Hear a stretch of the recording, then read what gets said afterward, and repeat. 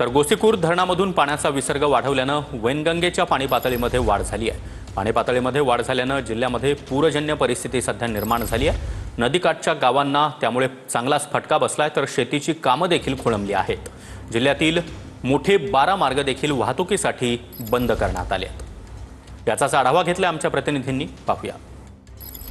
गडचिरोली जिल्ह्यात अनेक नद्या ज्या आहेत ते भरभरून चाललेले आहेत।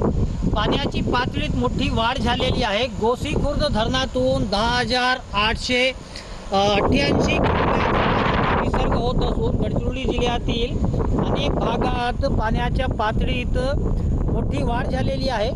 वैनगंगा, गोदावरी, प्राणहिता, इंद्रावती या नद्यांमध्ये पाण्याच्या पातळीत मोठी वाढ झाली आपण दृश्यामध्ये बघू शकतो। शेतकऱ्यांची कामे जी आहेत ते थांबलेली आहे आणि धरणाच्या पाण्यात मोठ्या प्रमाणात विसर्ग होत असल्यामुळे नदीच्या अनेक नद्यांची पाण्याची पातळी जी आहे ते सध्या वाढलेली आहे।